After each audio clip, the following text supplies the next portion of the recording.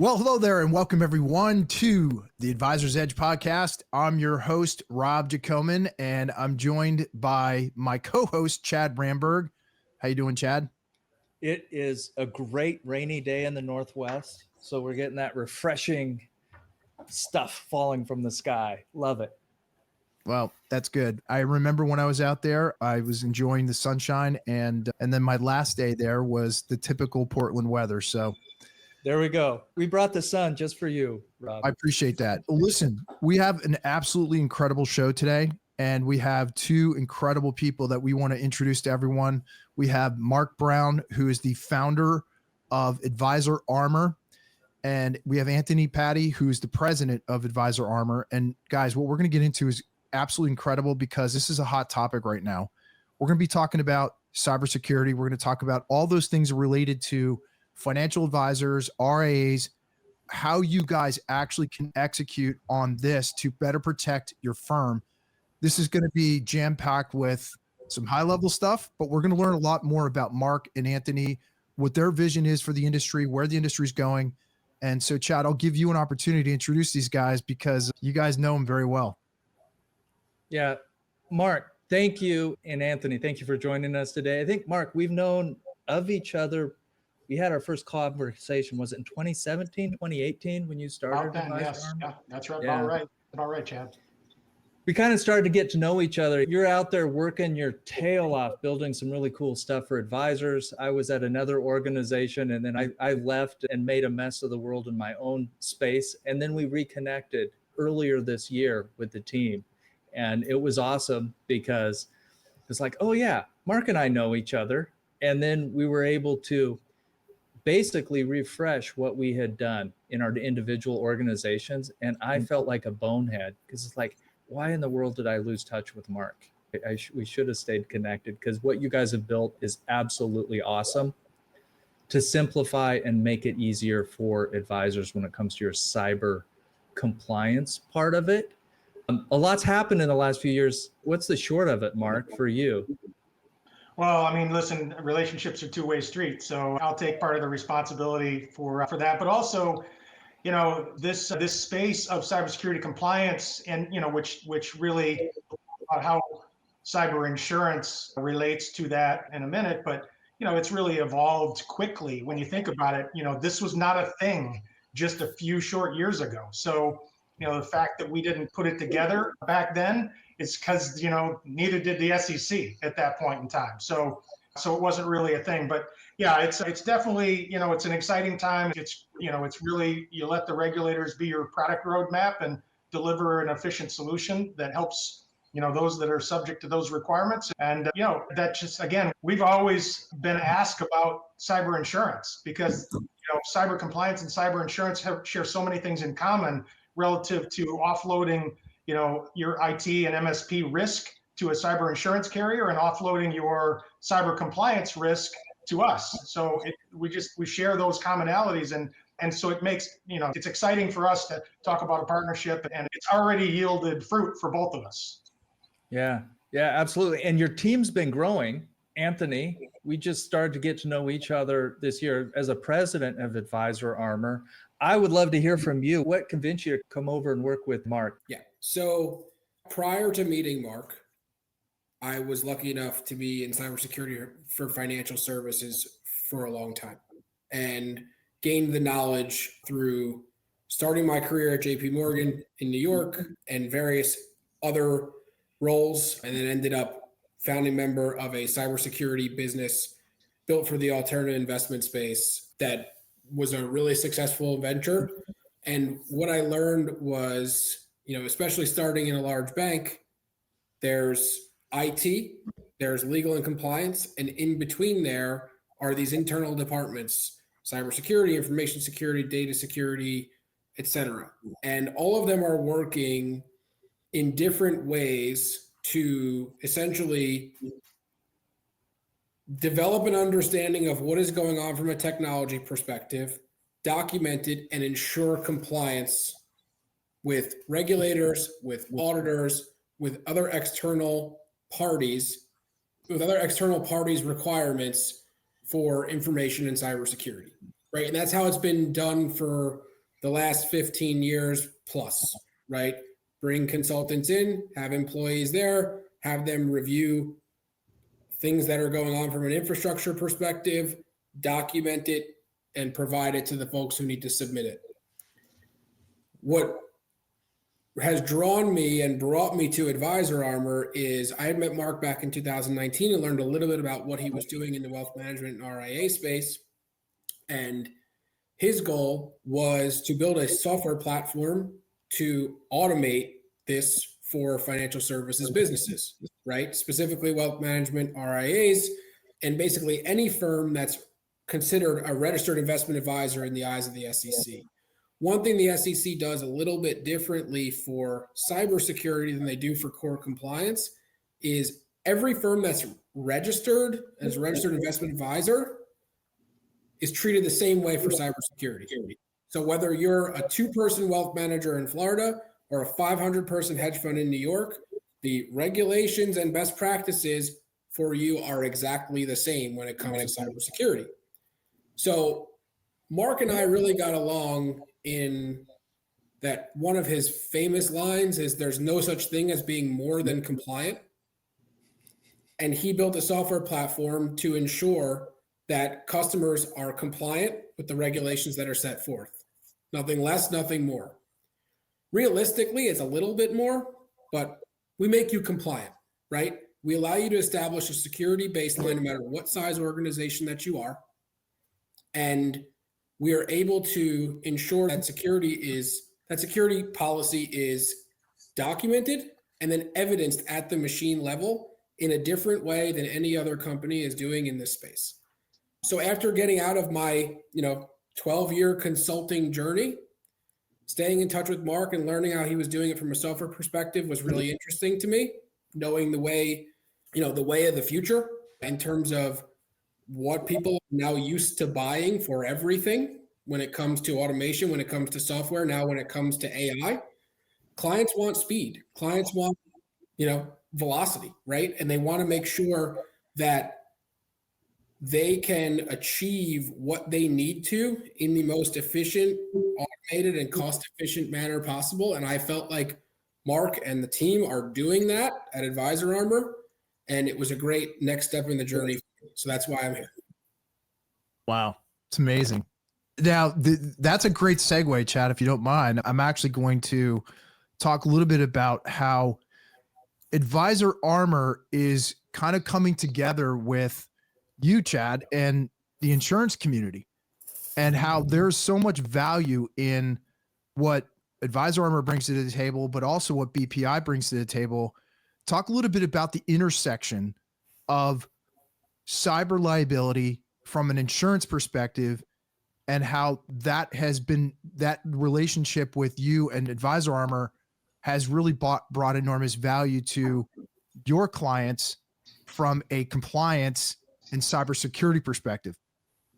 Yeah, it's interesting because originally when Mark and I were talking, I used to all the time say, look, don't buy cyber insurance yet. Make sure you go work with someone like Mark at Advisor Armor and tighten up your stance so you have a really strong cyber security stance and then get insurance. So that's what, 10 years ago, that was the conversation. Essentially, we would still place coverage, cyber coverage out there, but we wanted to make sure first they had a really strong cyber stance. And that's what Mark and Advisor Armor do, right?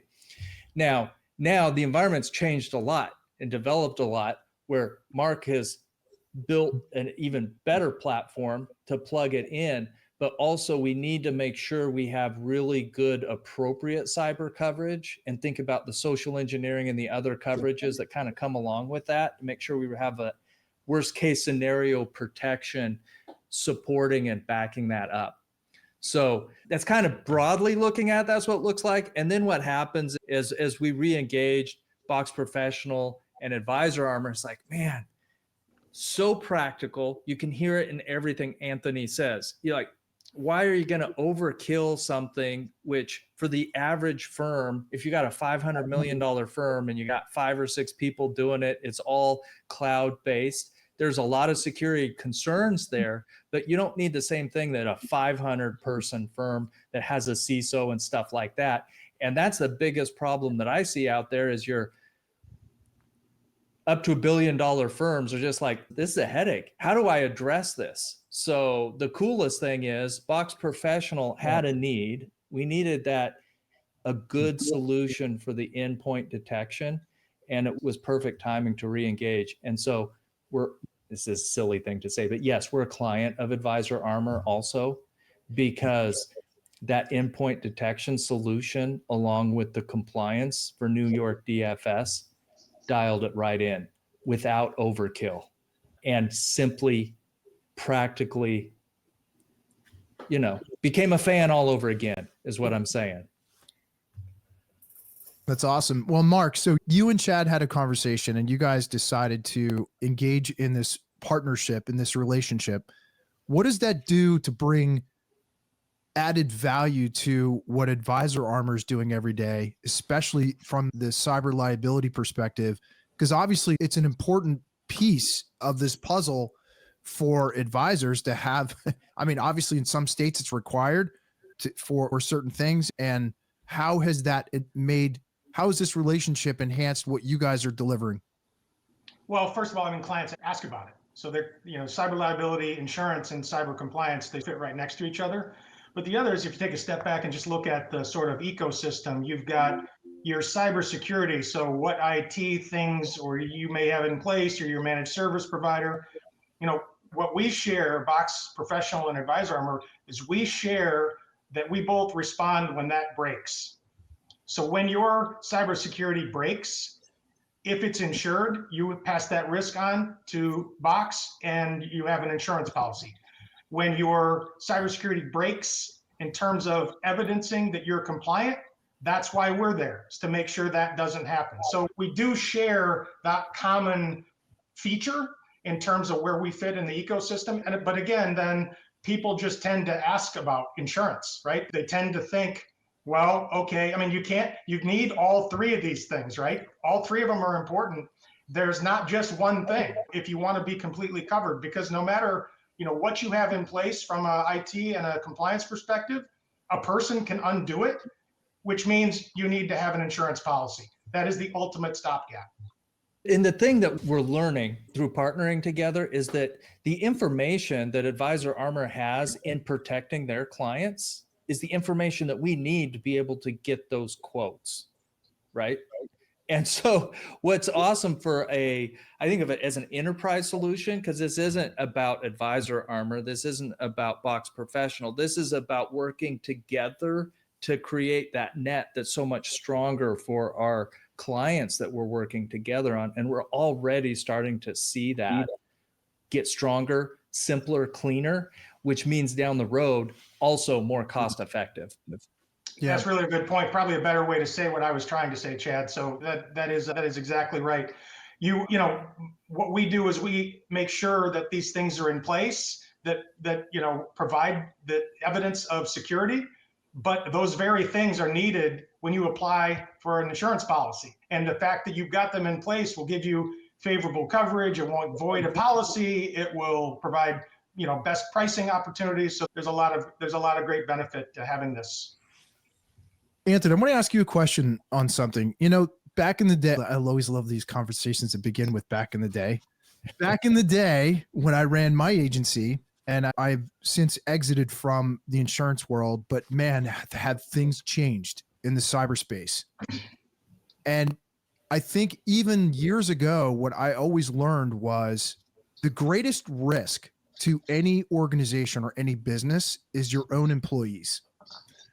I want you to talk a little bit about that statement that I just made. Is a lot of times employees and the things that they're doing every day, mistakes they could potentially be making by clicking on something they shouldn't or viewing things that they shouldn't. How is that really impacted? Is that truly the number one risk that companies face every day? And how does a business in the financial services space, how do you best mitigate that kind of risk? Undoubtedly, the biggest risk to any financial services business, especially call it 100 employees or less, is the people, right? Because think about, let's talk about back in the day to today. Even 10 years ago, folks were going to an IT provider, and an IT provider was putting a switch, a firewall, and a cached email server into their closet and replicating that to another server that they had bought in the data center somewhere in Secaucus, New Jersey, right? And then all of a sudden, Microsoft Office 365 comes out and Google Workspace comes out. So we went from small companies providing you with technology that was either local to highly available in their eyes, to now living in a world where there is no downtime from an IT perspective.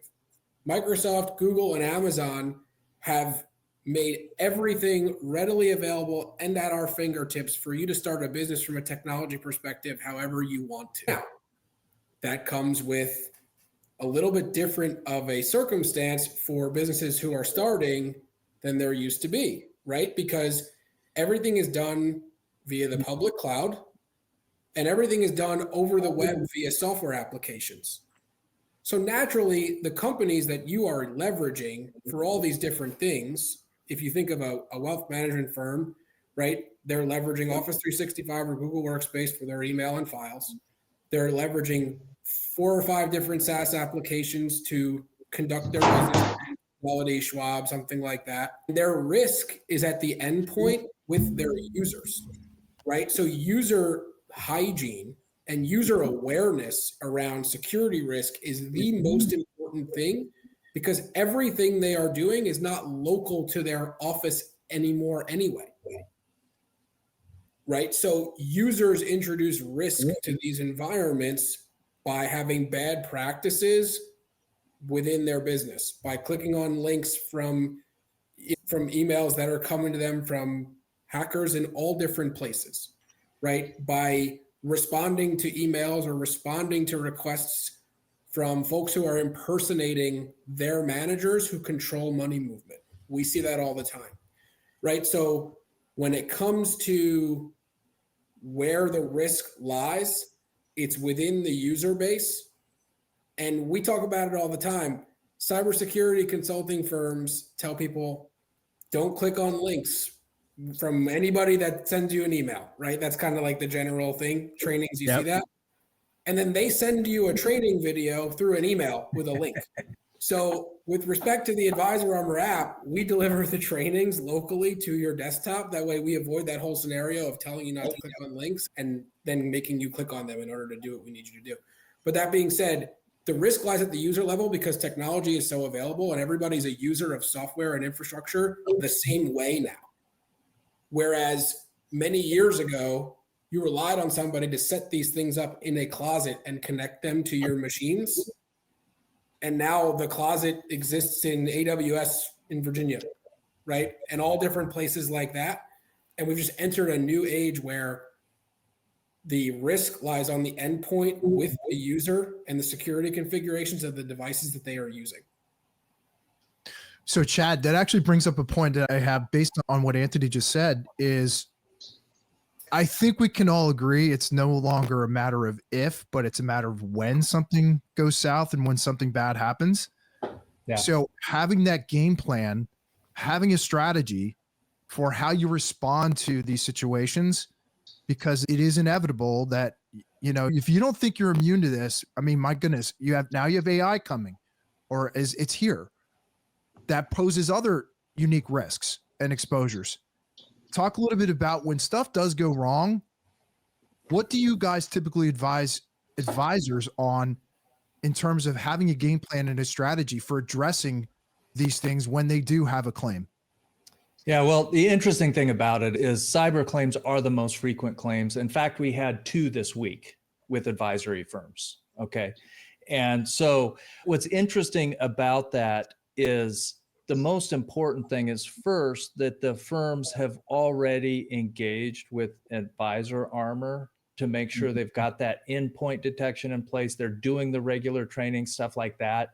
And the beauty of it is we can be confident at Box Professional that when they're working with Advisor Armor, that they're actually got all that stuff is in play.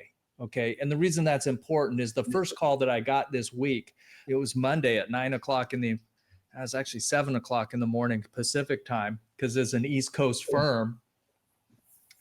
I'm getting the first thing we got was an email from the administrator of this firm saying, here's your secure link to the data files we need to send you. And fortunately, my team was smart enough. They saw this doesn't seem right.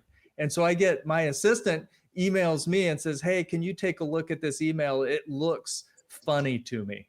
And I said, sure enough, that's fraud. It's somebody was impersonating her, right? So they got into her email and they were sending it out, and they sent it out to everyone. So what ended up happening, it was a traumatic day for her, but she got on the phone with her ISP and they dug into the Microsoft system to go find the tracks. And, so they're working it on that end to make sure that everything was secure. And then the next day I waited, we confirmed they were working on it. Okay. And then the next morning, first thing in the morning, I had a call with her and I said, okay, Miss So-and-so, this is what I see. How are things with you, with your support? Okay. And in that support, she said, we've done this and this, and what do we need to do on a claim? I said, okay, great. We've got this done. Now the next steps are, if we find X, Y, or Z, you call me up, we're going to start a claim, but we've already figured out what needs to get figured out so that we can move forward to that next stage of claim mitigation. Now, the good news is that team helping out on the pre-insurance mitigation side means we probably won't be going to a claim. But she was able to say, okay, good deal. We know we've done what we've done. But that's because they're working with an Advisor Armor to make sure that they've done the work ahead of time. So the value of it is that's where, when Mark talks about helping out pre and post, that's what it looks like. And if it goes to a full-blown claim and all of that, they'll be fine because we know where everything stands. Rob, I would add to that. So, from a compliance standpoint, the SEC recognizes this. In fact, they use the word resiliency now.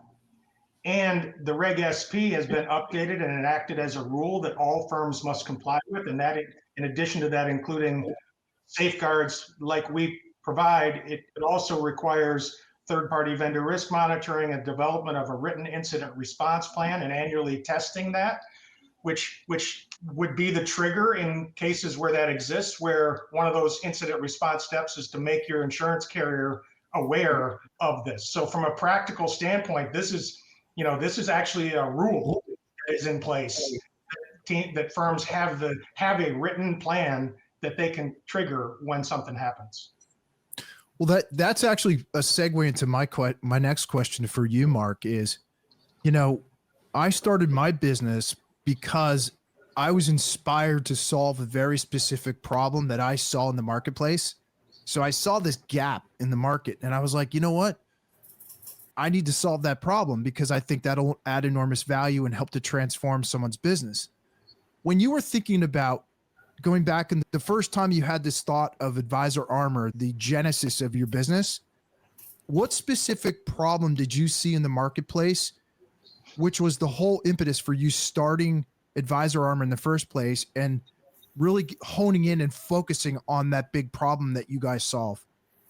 Well, I wish I could say it was intentional. I would say it was, as much accidental as anything else. My family runs a very successful firm. My two younger brothers are the principals in Michigan. And believe it or not, they were going through a Reg SP exam in 2014. And I helped them with, understanding what it is that they were asked to respond to. And I started to become familiar with the safeguarding process that existed. Of course, the rule's been updated and expanded upon, but put some things together, but it piqued my curiosity that, when I look at the amount of personally identifiable information that these independent firms have, and coupled with the internet, right, which this risk of that data came with the internet, right? So I said, well, gosh, what are these firms going to do? What's a 6-person firm going to do to take care of this data, right? How are they going to handle this? And, so we set about to put a solution together that would help them with some basics, a lot at the individual level. And then, lo and behold, the SEC starts to pound the drum with, rules and expectations and alerts and all those things that gave us sort of the product roadmap to continue to deliver, our message, which is your dashboard is compliant ready, exam ready on a 24/7 basis. And so that is it. And the mission, now is continued to be, because again, this is still a relatively new area, to continue to share that cybersecurity is one thing, cybersecurity compliance is another thing, and cyber insurance is another. They're not one thing, right? So, and a lot of people tend to want to promote that, hey, listen, if you do a good job managing your risk, then you probably don't need to be, makes you compliant, or maybe you don't even need insurance, right? We know that's not the case, but that you're still dealing with in the marketplace. So I think as the market becomes more mature, it'll become much more clear that these 3 elements are all equally important, and you need to have a plan for all of them. I think that's exactly where I was going with this. Is truly for an advisor firm to put that moat around their business, they need a total solution. They need a place where they can go, all right. And that's why this is a great partnership between you and Box Professional, is that it's an opportunity now for an advisor to put that moat around their business and really protect what matters most, so that they can focus on seeing clients, and they can focus on, getting new business in the door, and they can focus on what they do best. So I feel like that's lifting that burden off of their shoulders, so that they know that they're working with true world-class partners who can help them do what they do best. Would you guys agree with that? Yeah, Without question. Yeah, no, absolutely, I would. And from that standpoint, yes, firms all need insurance, because as we've just talked about, no one can guarantee perfection, right? So they need that. The same way the SEC doesn't say there's these 12 things that you put in place technically and it de facto makes you compliant. They offer a much more wide range of how you can choose to operate your technology. And all they say is you need to have a written policy that reflects it and produce the evidence you're adhering to that. And that's where we come into play. So yeah, this is the ecosystem that we're in. When you're talking about coming into play with some of the, documentation that needs to happen, before we started this, we were chatting a little bit, and Anthony, I think you were talking about some of that automation and how you're helping making sure these things are get done and documenting it. And it gets forgotten about by your clients because it's just almost invisible. It's just part of the daily routines that they go through, or weekly or monthly or whatever it is. Can you tell me a little bit more about that? What does that look like? Or give me an example, maybe. I don't know. Yeah. So when a client gets onboarded to Advisor Armor, we collect the information that's needed in order to generate what the security baseline and the documentation they will need in order to evidence compliance, right? So the onboarding process is a process of information gathering from the client.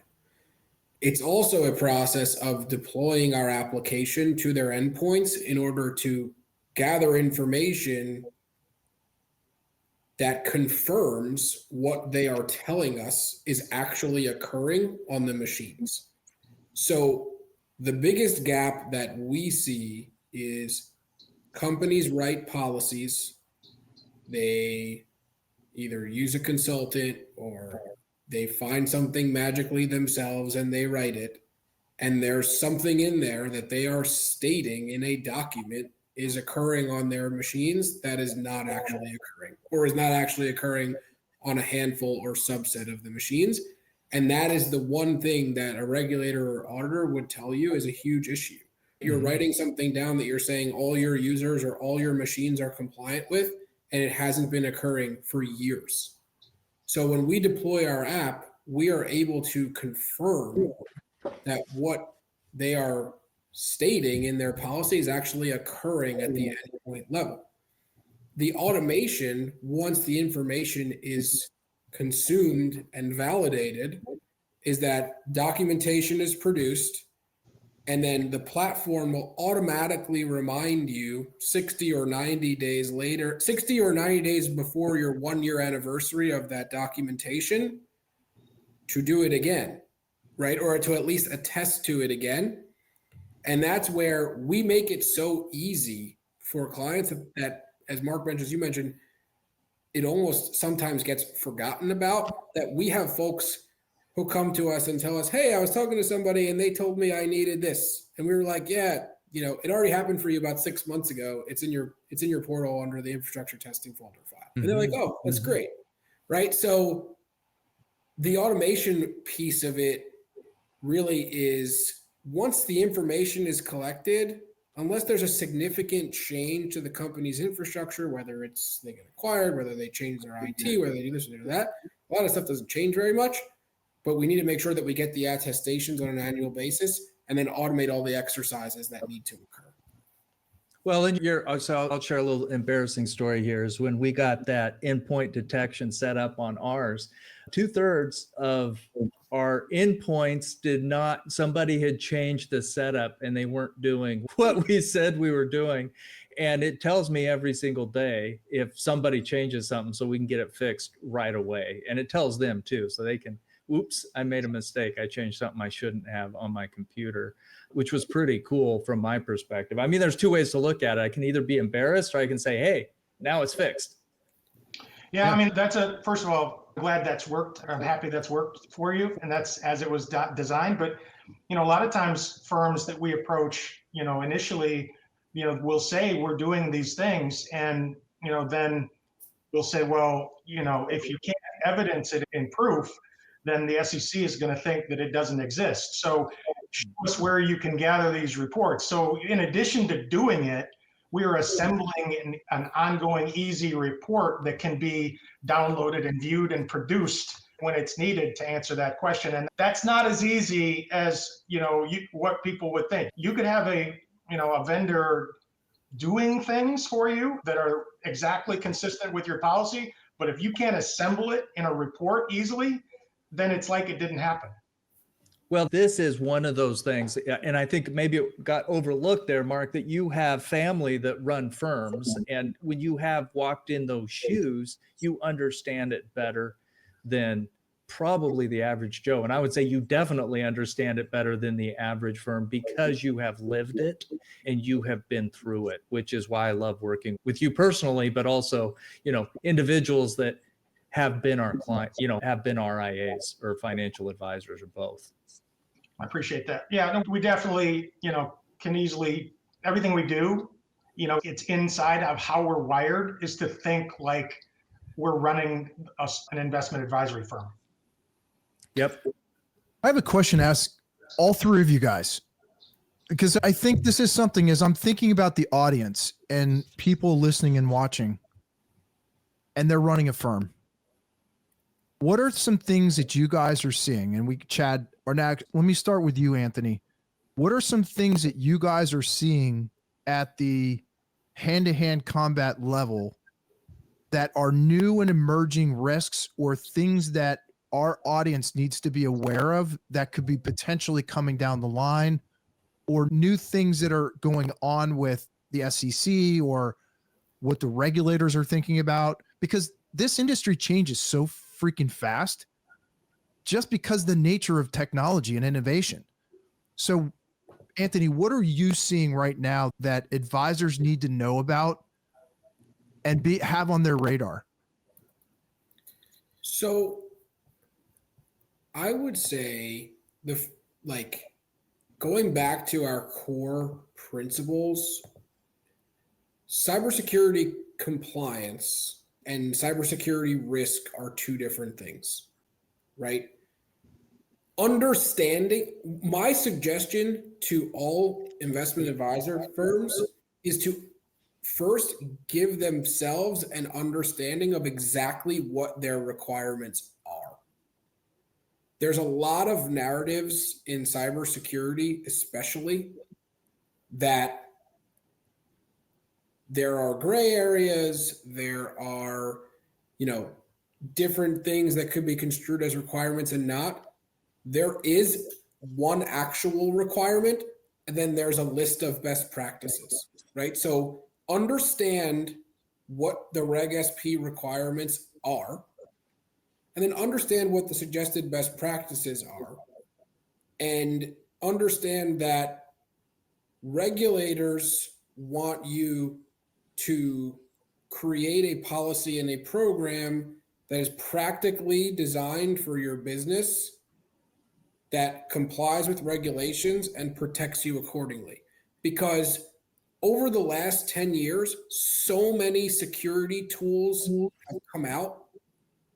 And I think the biggest danger to a lot of firms is that they've bought so many things and so many things are running on their machines that they don't actually know what a lot of them are doing. I ran into this earlier this year when we brought on a firm that had purchased 3 different essentially antivirus endpoint protection solutions over the course of 5 years and didn't know that they had that much duplication on their machines, but didn't have anything that did what we do.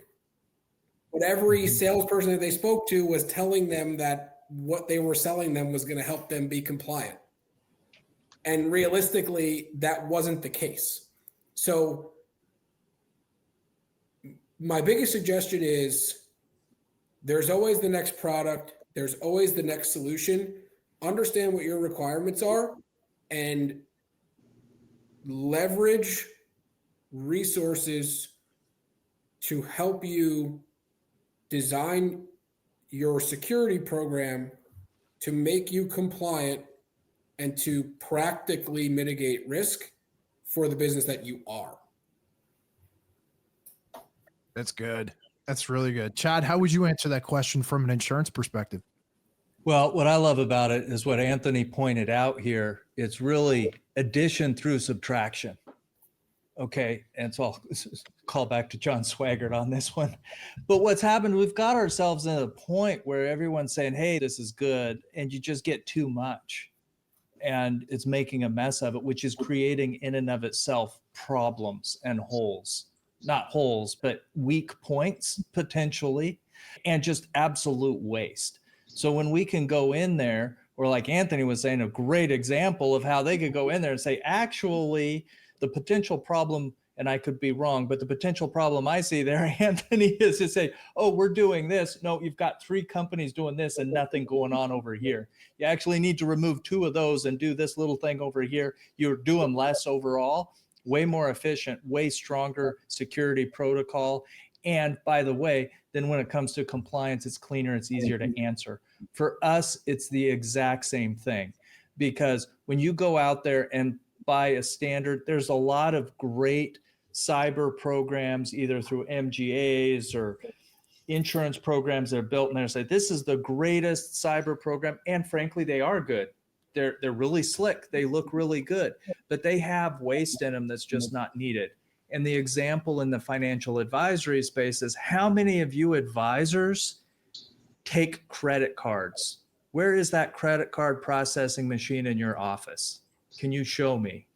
They're probably gonna be like, what the heck are you talking about? That's not how we get revenue, right? So now embedded in almost every single cyber policy is the coverage that's needed for that type of compliance for a grocery store or, whatever. A lot of companies need that. Advisors, no.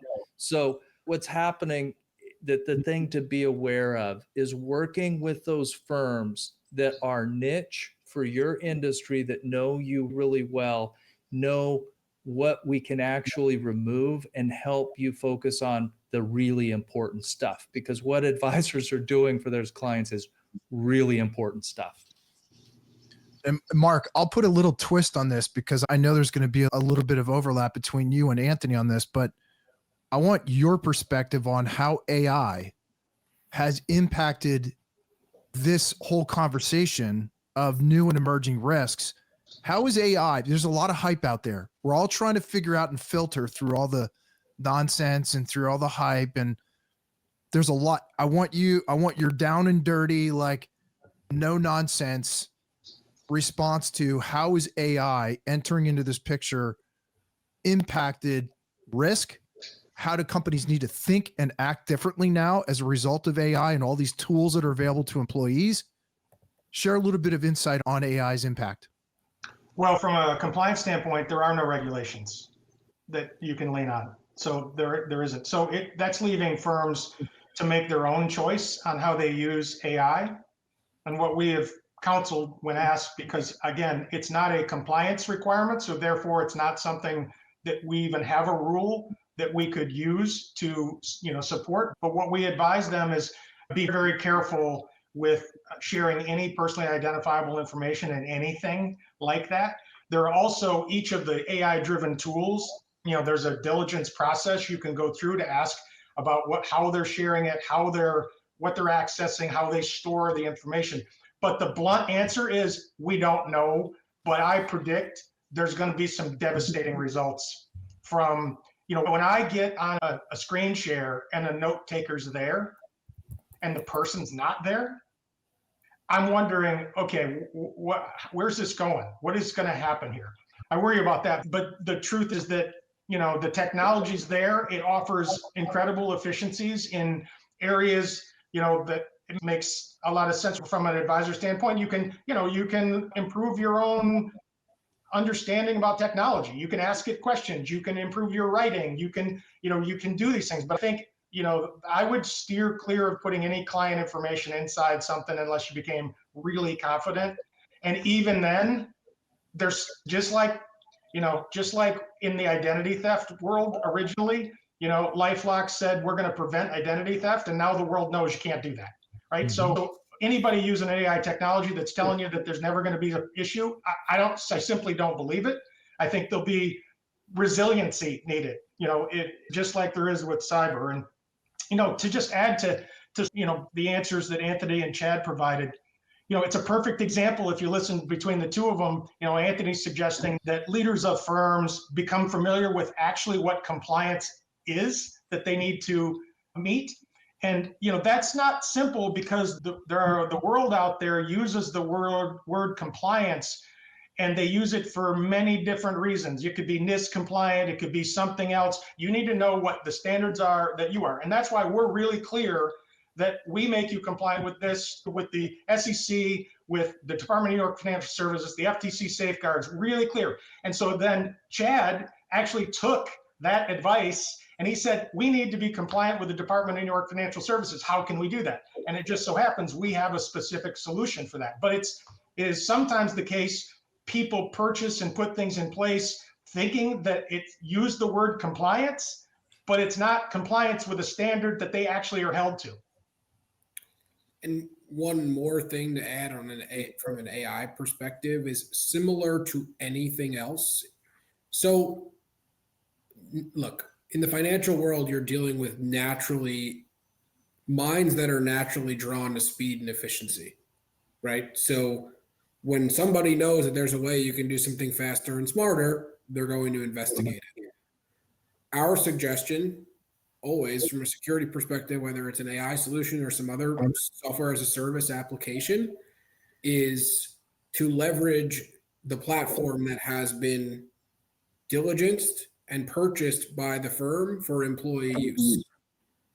That goes for anything. That goes for any solution. Don't start doing the investigating yourself and using free versions of things on your browser. You can introduce significant security risk to your organization and to your endpoint that way. Leverage the solutions that have been designated for use by the firm that are available to you as part of your organization's infrastructure for AI and for everything else. I got to say amen to that, because when an advisor does that, and we're going to pull this clip out and use it, because when an advisor does that, they are being supported and backed up by the RIA firm, but the supporting entity behind it, which means if something does go wrong, we can make sure that the cyber and or E&O or whatever coverage we need can come in there and backfill and support the decisions they made. When you go off reservation, that may not be possible. Yeah, exactly. Hey, one last question for you guys on the AI front, because again, it's something I get asked about all the time. Do you guys anticipate the SEC ever taking a position on cyber from a compliance perspective? I mean, from AI from a compliance perspective? I mean, I did read something, it was added to the Department of New York Financial Services related to AI, just a press release today. I didn't go through it yet, but that could be a precursor to something. I think we're a ways away, though. I think like many things, firms are going to be left to make their own choices, and I mean, we could end up with situations where people are texting for years, sending text messages to clients for years, and then the SEC decides to crack down on it, long after that habit's already been built. So I'm afraid that's how I feel about it, that you have to make a choice long before there's a regulation or suggested. Now, again, there are a bunch of resources that would help you use AI more securely and more safely, but from an actual rule standpoint, I don't see something coming. It's good to know. Good to know. Hey, Chad, one thing for you is, as I'm trying to guide this conversation here, and I'm going to end up cutting this portion out. Is there anything that you guys want to, just maybe not necessarily for the podcast itself, but is there something that you guys want to do to announce the partnership between BPI and Advisor Armor that you both would find valuable to potentially send out to your client list, and just making that announcement like, hey, these guys are world class at what they do. You're world class at what you do. It's a great partnership and a great opportunity for people to get enormous value. Is that something you guys want to do here on this as a video, or do you want to save that for another time? So I'd like to do it as a video if you just ask us the question why we're partnering. And, Mark and I think we can answer that, and that will make a good clip. And then Anthony can chime in, or if you want to frame it however you want, but just kind of a little, because if we can get a 2-minute thing that I can share with our team here and our clients, that would be valuable. Okay. So are you guys good with that? Sure. Me kind of leading into that. Okay. So obviously you guys have decided on an incredible partnership together. And I think this is a perfect partnership. This is what I always envisioned, of two businesses that are world-class at what they do coming together and really adding enormous value to the clients, because that's all we care about. We want to make sure we provide something that it's a total solution for our clients that adds enormous value. So that being said, Chad, Mark, Anthony, can one of you guys start? Why did you guys decide to partner, and talk a little bit about what that partnership looks like and what's in it for everybody who might be listening and watching today? I'll go first. That, it's really simple for me, is the practicality of the way that both Mark and Anthony approach the work they do, to bring in simplicity and clean solutions that add value and they add value by making it more simple. Okay. And that's what we're certainly trying to do for our clients. And I think it was born out of the fact that Mark has been in the shoes of advisors and helped through the challenges that he helps all of their clients every single day. So there's just that root cause of coming from the same perspective that made it an easy solution to build an enterprise solution to make it easier for our clients today, and even better solutions as an organization working together as a team, because they have the skill set and continually learning about all those things that frankly, we don't have time to go as deep as they do on what Advisor Armor is doing. The expertise, we can't get it without partnering with them. From my standpoint, it's really simple. We, as part of understanding the risk that firms have, we have an insurance assessment that we've been providing. And in fact, we're P&C licensed, so we can speak to policies and coverages. We, in fact, have placed policies with a number of our firms. But the relationship makes sense because it's better for our clients. Box Professional Insurance is better at providing cyber insurance than Advisor Armor is. We only were doing so because we couldn't find anyone who would do this. But that's really it's that simple. They're better at it. We needed it. Our clients need it. We were already doing it. And so we're doing it. I love that. And you know what? It goes back to what I do every day. And that is I really preach industry niche specialization and being world-class at what you do and doing it for one type of avatar. And I believe that the two of you, and Anthony, you can speak on this a little bit too. The relationship between BPI and Advisor Armor is you guys are already world-class at who you serve. And that's the most important thing is you guys do this all day long. This is your bread and butter. And it requires that level of expertise and knowledge of how advisory firms, investment firms, how they work every day. And you guys obviously know that inside and out. And that's why an advisor would want to work with an expert who's in a category of one. So Anthony, do you want to kind of elaborate on that a little more? What is it like to be a specialist? Yeah, I'll elaborate on it. With respect to being a specialist and understanding what, registered investment advisors, wealth managers, alternative investment firms, all of them need from a cybersecurity perspective. It has taken a while to get to the place that we are. But now I think everybody would agree in 2025, cybersecurity is a risk that we deal with every day, both personally and professionally. Where I can back both Mark and Chad is the practical approach, and that both businesses are so specialized in their expertise that neither of them sell on fear. There's a lot of businesses in this space that sell you products on fear. And to me, that's going away because this risk has now existed for a long time. And it's like, okay, there's cybersecurity risk from both a compliance and infrastructure perspective.